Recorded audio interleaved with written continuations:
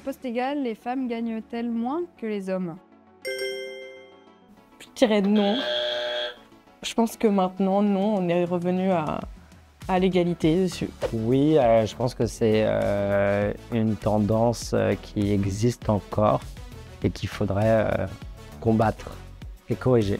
Il y a quand même pas mal d'études qui montrent qu'il y a quand même des différences de salaire de par les parcours des uns et des autres. Y a-t-il moins de femmes en gestion d'actifs parce qu'il y a moins de candidates issues de formation en finance? Je ne sais pas. La finance attire moins les femmes, le pool de femmes est plus faible et donc du coup il y a moins de femmes in fine dans les métiers de la gestion d'actifs. Il y a moins de femmes en finance même tout court, que ce soit dans les études et après du coup dans les entreprises. Les jeunes femmes choisissent-elles moins la finance? Parce qu'elles perçoivent ce secteur comme trop compétitif. Je pense que les femmes choisissent moins la finance parce que c'est peut-être un métier un peu moins créatif. Je dirais non.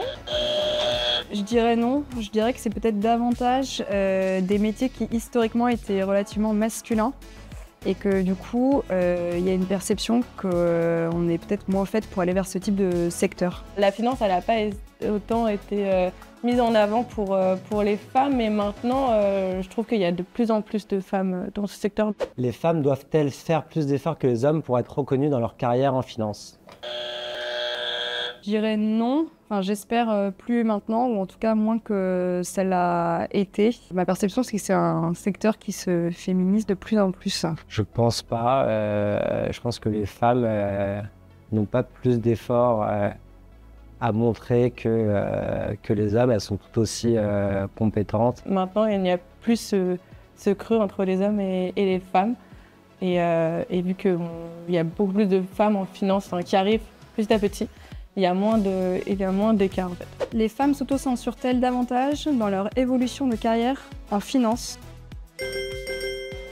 Je suis pas sûr que ça soit que en finance.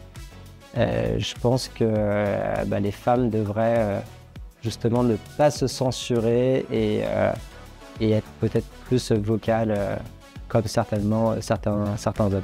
Les femmes ont tendance à davantage s'auto-censurer globalement dans leur évolution de leur carrière, au global, pas que en finance, mais à moins de demander d'augmentation, à moins mettre en avant leurs ambitions. Je pense que ça peut faire peur et que même s'il y a de plus en plus de femmes, c'est encore un milieu avec beaucoup d'hommes. Encore aujourd'hui, dans le secteur financier, les femmes gagnent moins que les hommes. Ces écarts peuvent varier entre 5 et 15% selon les études actuelles. Pour éviter cet écueil, le groupe a mis en place une enveloppe budgétaire visant à gommer ces inégalités salariales entre les sexes. Le sujet se présente dès le recrutement. Même si le nombre de filles choisissant les études dans la filière financière progresse, elle reste inférieure à celui des garçons. Les femmes choisissent moins le secteur de la finance, non pas parce qu'il est trop compétitif, mais parce qu'elles font face à des freins invisibles. On peut citer notamment l'autocensure à cause des stéréotypes de genre, également le nombre trop limité de modèles féminins, ou encore la peur du biais à l'embauche. Pendant longtemps, nous avons développé et participé à des programmes pour encourager les filles à choisir la filière financière. On peut citer notamment Bring Your Daughter at Work et Women in Finance. Ce phénomène de manque de femmes s'accentue sur les postes à responsabilité. Nous avons pour objectif d'avoir une shortlist de candidats contenant au moins une femme. Toutefois, ce n'est pas toujours évident de s'y conformer du fait du manque de postulantes. Une fois embauchées, les femmes ne doivent pas forcément faire plus d'efforts que les hommes pour être reconnues dans leur carrière. Mais elles sont susceptibles d'avoir le syndrome de l'imposteur. 70% des femmes, en effet, dans le monde professionnel ont déclaré avoir ressenti ce syndrome dans leur carrière, et c'est encore plus vrai dans la finance.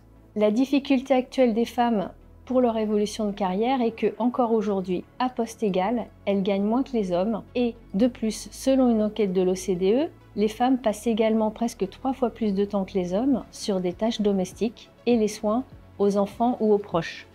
Si nous additionnons ces deux éléments, il faut faire preuve de beaucoup de courage pour accepter plus de responsabilités professionnelles. Nous nous efforçons de réduire les inégalités, non seulement par la politique salariale dont j'ai parlé, mais aussi en portant une attention particulière à un meilleur équilibre vie privée, vie professionnelle.